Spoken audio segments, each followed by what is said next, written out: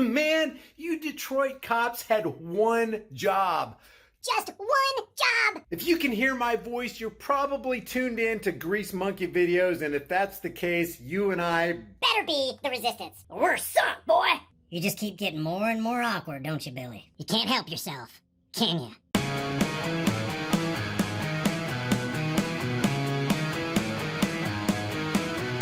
This is a case of they had one job,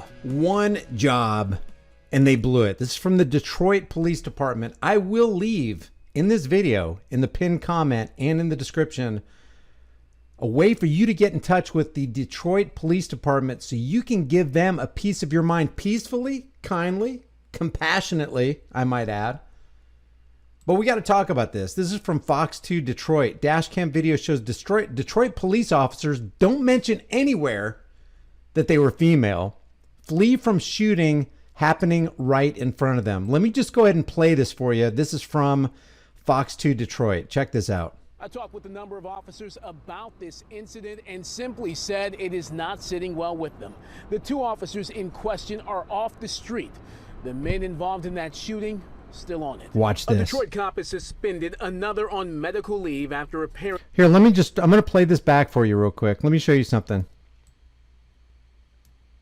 Still on it. A Detroit. They didn't even play it from the beginning. They didn't play this whole thing from the beginning. Here's the very beginning of this video, and then I'll come back to this video. Friday, the victim. Okay, so this guy right here is going to be victimized by a drive-by shooting where the people don't have any problem driving in front of two Detroit police officers while their dash cam is rolling and engage in a drive-by shooting. Watch this. Seen here in the blue shirt was struck but survived. A sedan pulled up in front of him. A man in the backseat hung outside the window and opened fire with the semi-automatic rifle. No shame. And it looks like the driver looked toward the police officers and the cruiser. The driver in the front looked toward the police officers. The person in the back looks like they have masks on. This guy's got no problem in front of two Detroit cops just trying to blow a guy away on the street. Hey, let's do a drive-by. Let's make it a little bit more interesting this time, though. Let's do it in front of two cops in their police cruiser, and let's see what happens. Well, guess what happens? Watch this. Let me just play it back right here from where they were. I just wanted to start it off showing you the victim just standing there on the street. Still on it. A Detroit cop is suspended, another on medical leave after Look what they do. apparently fleeing the scene. They fled the scene while a drive-by shooting was in progress. Perpetrators do not care that they're passing in front of cops so that they can perpetrate this crime in front of the cops. And what do the cops do? They tuck tail and they run. Two female police officers. And in what direction did they go in? The direction that the perpetrators were driving in. It almost looks like the blue car clips the cop car. Watch this. As they're trying to tuck tail and run, watch this. Another on medical leave after apparently fleeing the scene. Look at that. It looks like that car was so close that it kind of looks like they made contact. Shooting that unfolded right in front of them. Sources tell me it happened near Schoolcraft in Greenfield back on June 30th. This incident is troubling, and it is unfortunate, and it's not consistent with our training. It's also not consistent with the expectations that are set by myself and my command team. Yeah, it's not consistent because what cop do you know isn't chomping at the bit to pull his gun out and shoot somebody? Here's your chance, guy. You got somebody right in front of you committing a crime, but who would they rather mess with? People who are peaceful, people who are exercising their constitutionally protected rights to keep and bear arms or to film in public. They'll mess with those people. They'll pull their firearms on those people while their hands are handcuffed behind their back. But when they have an opportunity to stop actual crime, these two decided not to. They decided that it was probably a better idea just to keep these dangerous people on the street. They could have performed a pit maneuver right there. They wouldn't even have to get out of their car. Just jostle these people around. Just sideswipe them as fast as you can. This Officer Dunn here didn't have any problem performing a pit maneuver on a pregnant lady. Let's just refresh our memories on this from the Arkansas State Police. Here's Officer Dunn performing a pit maneuver on somebody who's not hanging out the window with a firearm trying to shoot somebody. Officer Dunn didn't have any problem performing a pit maneuver. Watch this. They hit the outside wall. This is just to refresh your memory. I know we've seen this before, but holy cow. When it comes to stopping real crime and they have an opportunity to do it, they had one job and they didn't do it.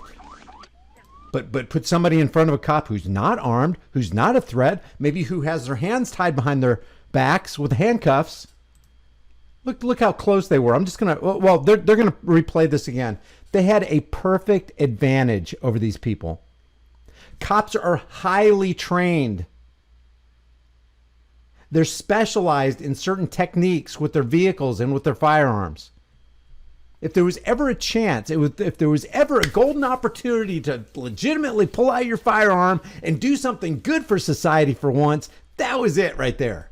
Police Chief James White addressing the officer's response or lack thereof during a press conference Friday. The victim, seen here in the blue shirt, was struck but survived. A sedan pulled up in front of him. A man in the backseat hung outside the window and opened fire with the semi-automatic. I'll tell you know what? Let's give them the benefit of the doubt. Maybe they didn't want to interfere with a mostly peaceful attempted murder.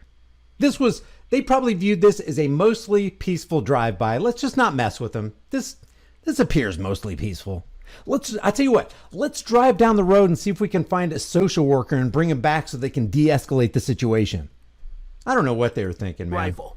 All of it captured on police dash cam. The officers drove off, but at some point turned back around to help the victim. The gunman and driver got away. What I'm looking to understand is prior to leaving the scene and returning to provide the assistance, what was the state of mind of the officer? What did they think they were doing? I need to know a lot of things that I don't want to discuss right now. I knew what they were doing. They're like, I ain't getting paid enough for this. Let's get out of here, man. But wait, there's more. They obscured the facts. When they made it back to the police station, apparently they didn't even tell anybody what happened. But it has to do with if they were secure enough to take immediate action. What could they have done in that moment? Could they have drawn and engaged them with? Oh, absolutely. Yes, you pull your gun. He's shooting. Did you see a guy's eyes light up? It's like, hell, I would have drawn mine, man. We're looking for reasons to draw our firearms. Are you kidding? When the opportunity presents itself, my gun is already drawn. Look at his eyes light up. Drawn and engaged them with. Oh, absolutely. Look, this one. Whoa, hey, yeah, it looked like he was about to fall asleep right before he considered, what, you mean I have an opportunity to draw my gun? Hell yeah. Absolutely. Yes, you pull your gun. He's shooting at somebody. You pull your gun when you're in fear of your life or someone else in fear of their life. Retired Detroit Assistant Police Chief Steve Dolan tells me the officers in question did not come clean about what happened. It appears they're hiding something at first because, again, it came to light through a routine investigation of the cameras. And the supervisor said, hey, wait a minute. So it wasn't reported to them right away. A routine investigation with the cameras. That means somebody reviewed that dash cam footage and they're like, hey, how come we were never told about this? How come no report was generated? What's going on here?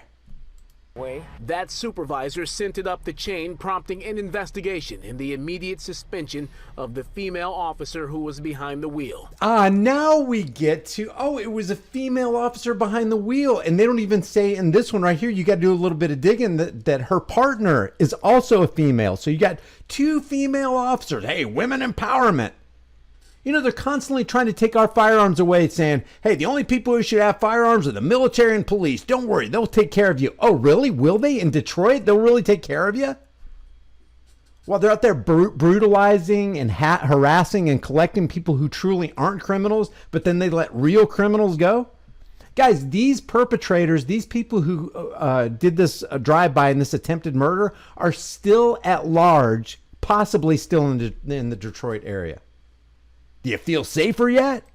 And I think what's disconcerting probably for citizens is, and I don't want to generalize, however, we see a lot of instances where unarmed individuals are given a hard time by the police.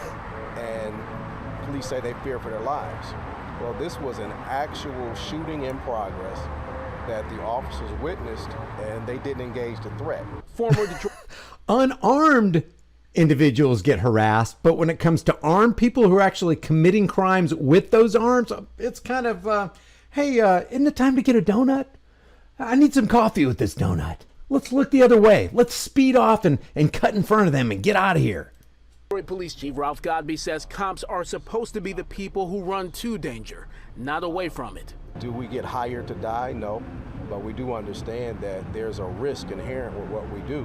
But that risk is for the greater good of society. Individualized incidents do not represent the hard work of the over 2,000 men and women of this department that they do day in and day out. Chief White says he's waiting. By the way, before I end this report right here, do you know what percentage of the nation, all sworn officers are made up of women? What percentage of the nation's police force, we're talking about local, state, federal employees, law enforcers, are made up of women? I didn't know. I thought it was like about around 20%.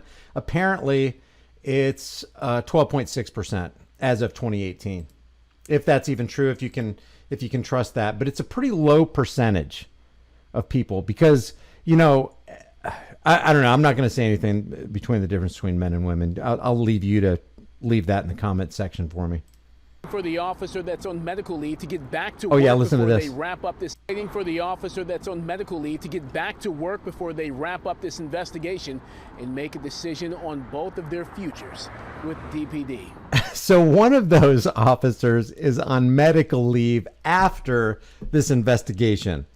How convenient. Man, they tell us that the cops are going to keep us safe. They could perform pit maneuvers on anybody. And when they're presented with the golden opportunity to perform the perfect pit maneuver at the appropriate time, or to pull their firearm out at the appropriate time to stop a crime actually in action, these two failed.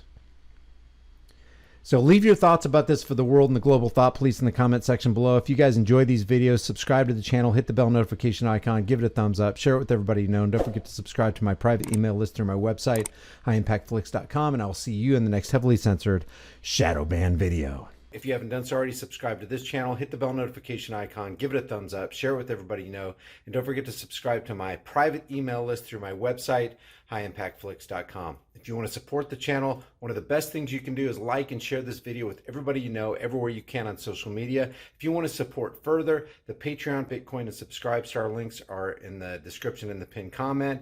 And if you want to support further, you can grab a hard-hitting, conversation-starting shirt from the shirt store. I'll see you guys in the next heavily censored shadow ban video.